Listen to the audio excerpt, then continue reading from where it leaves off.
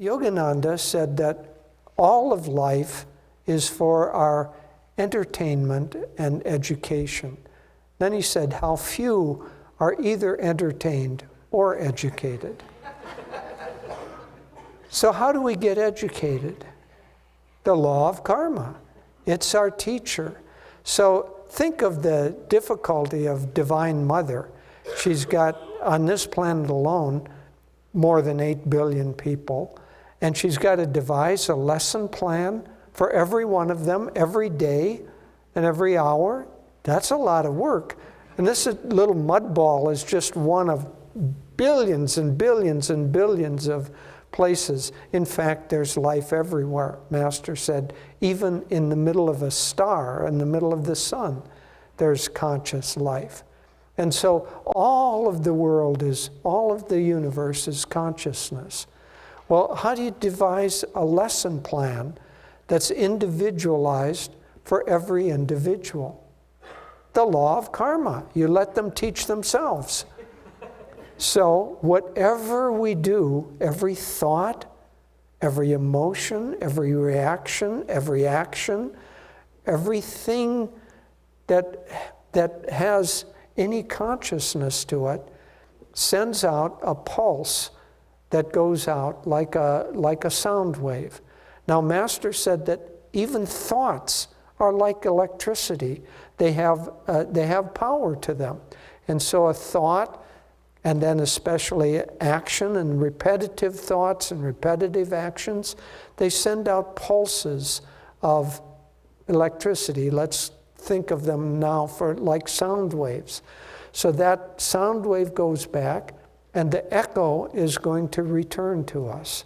Exactly the sound wave that we sent back, the echo will return. But due to the thwarting cross currents of ego, it won't be so easy, as we heard in these examples, to understand the lessons that come back to us.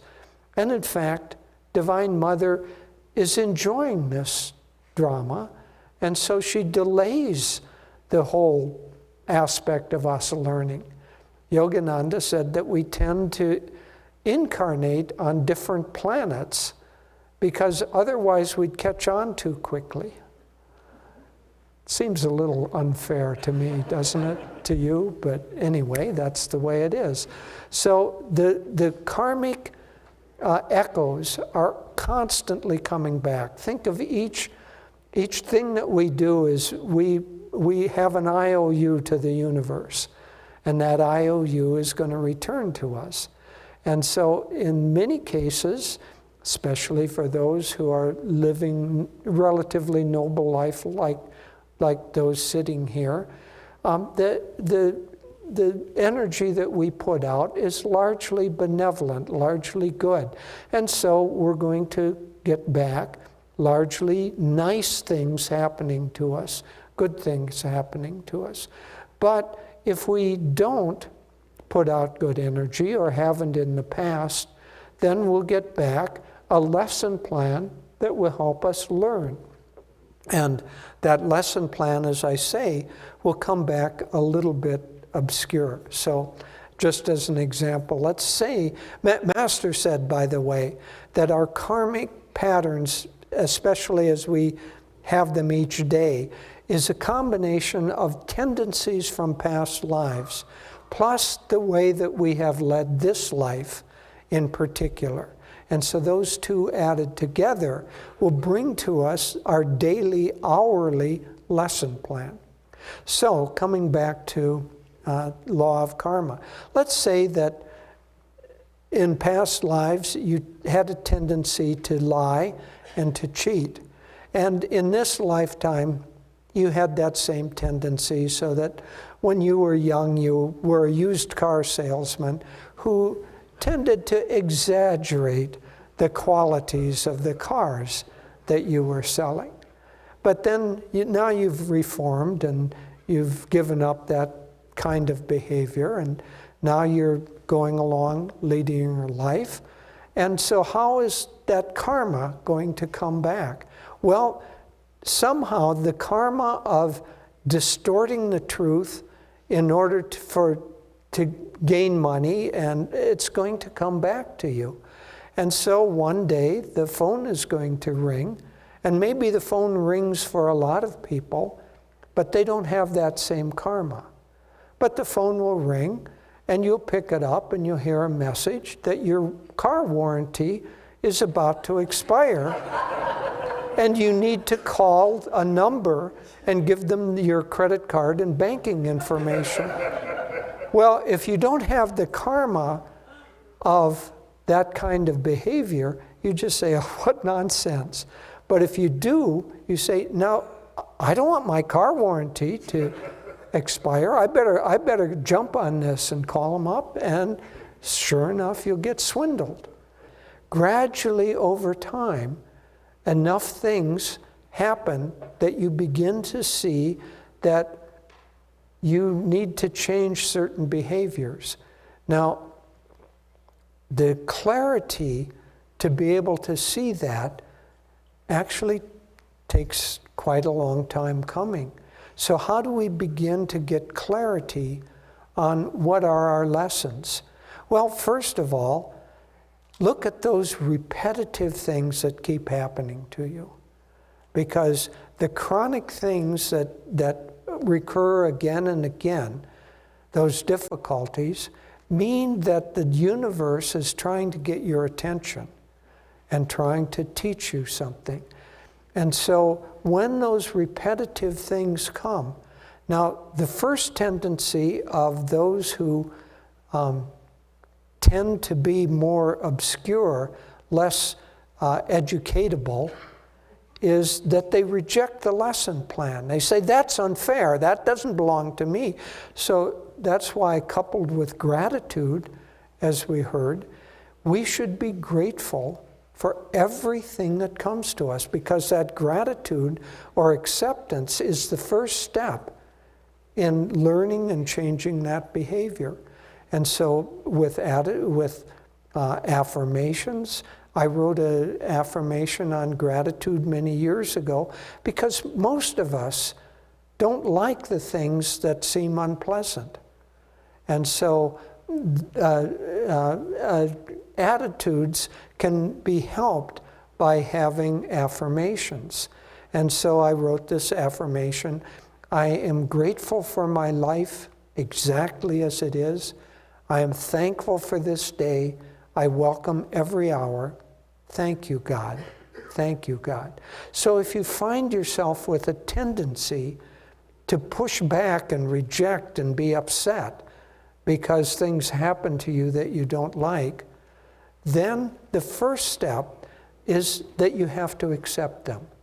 Either you accept them by some wisdom coming, you accept them because you're affirming that you should accept them.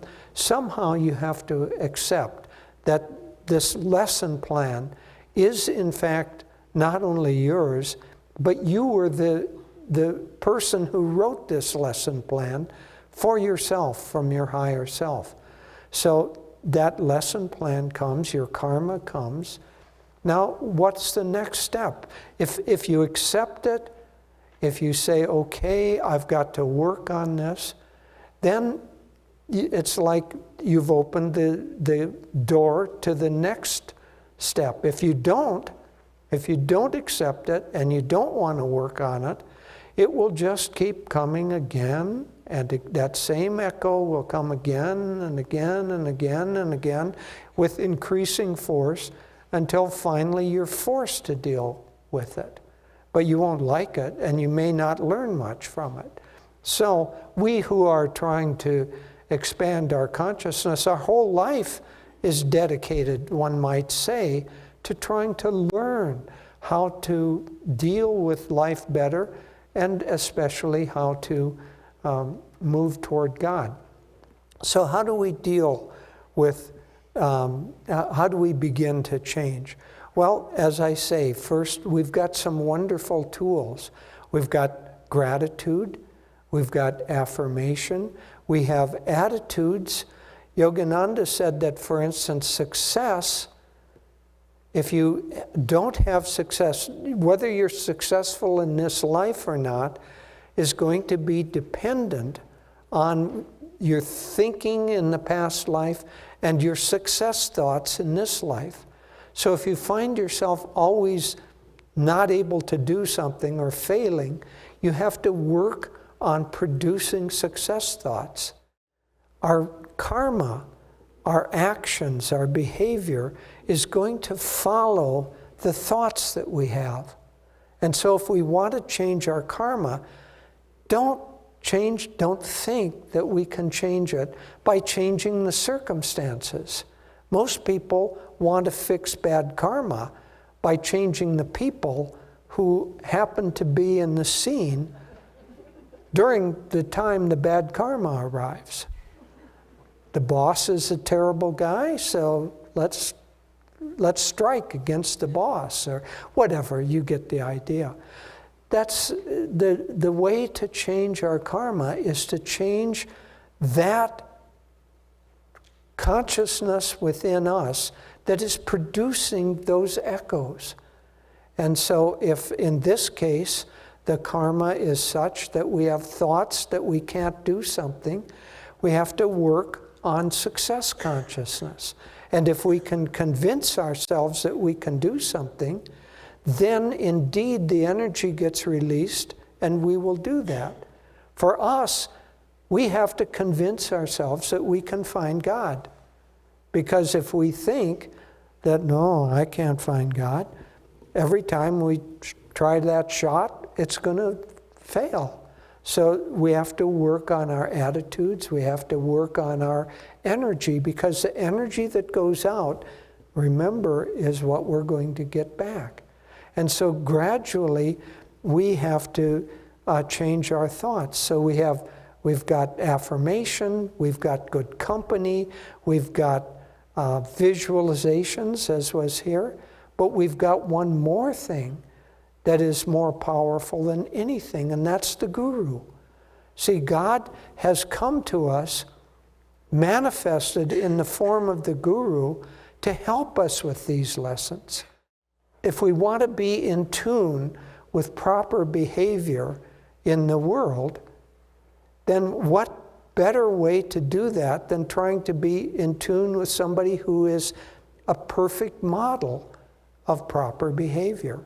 And if we attune our consciousness to that of the Guru, then the Guru can come and he can help us. If we don't, he'll wait. Or I mean, out of the whole ridge here, 6,000 people, there are only 150, 200 who are trying to open themselves to Yogananda and the grace of Yogananda. For the rest, Yogananda just lets them go about their business. But for us, we're trying to attune ourselves, and so he will truly help us in that task. Dr. Peter had a beautiful dream that illustrates this. One time in the dream, he was walking along a beach, and there was a huge, tarry black mound, and he realized that that was his karma. And he had to get rid of it. And he had a little plastic pail and a little plastic shovel that you have as kids playing on the beach. And so he went, and took him a long time with this plastic shovel to break off even a tiny little chunk of this. And he got it in the bucket and gradually got some. And he had to go and dump it and get rid of this mound of karma.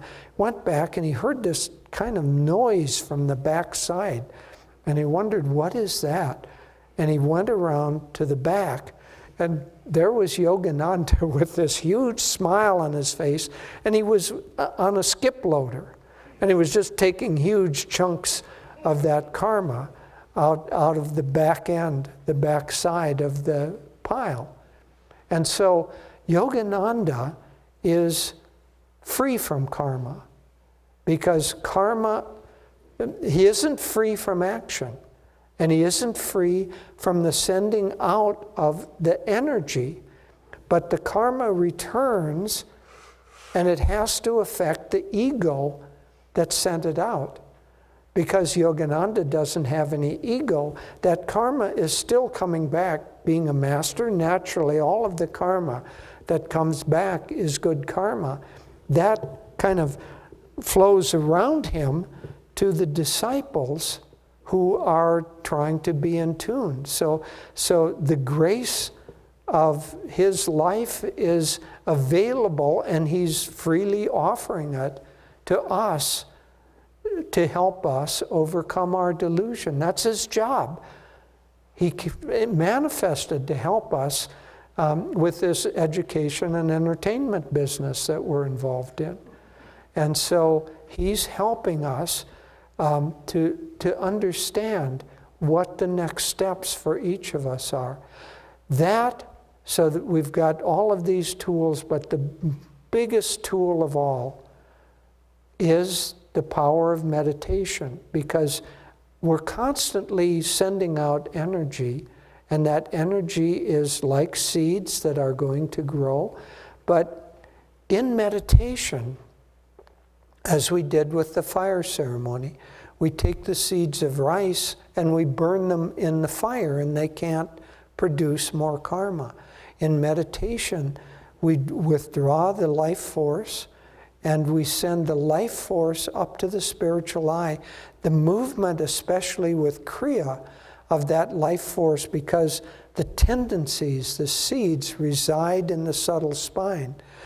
Every breath of Kriya, every meditation, every good thought sends up a movement of life force in a positive direction, and it loosens and takes some of those seeds or those tendencies, and it brings them up into the spiritual eye where they're burned up and they don't come back to bother us. So you have a few decades on the spiritual path with daily meditations and daily Kriya, and by the time a lifetime ends, there are many people sitting in this room who've probably done 2-3 million Kriya breaths, something like that. Well, each one of those has released some seeds of karma and burnt them up. And so the result is that you don't necessarily notice that, oh, I don't have any karma anymore. It doesn't work that way. But because you're freer from those thwarting cross currents, the inward guidance of God and Guru are able to direct your life more completely. Open your heart to me, and I will enter and take charge of your life. Every thing that we do that actually manifests that, God and Guru come in and they take charge of our life. And then it isn't like it's clear and obvious, it just is in the background. Then when the phone rings and it's the car warranty, the inward guidance says, don't get involved with that, hang up. And we do. And so over and over and over again, that same paradigm, the more we get in tune with the Guru, the more we act in harmony and in accordance with the laws of the universe. The more we do that, the freer we become, and we eventually even out all of our karma. But more importantly, over time, we disconnect from the egoic pole that all of that karma is tied to. And when that happens, then we too will be able to help others overcome their karma. But it's a beautiful adventure. God bless you.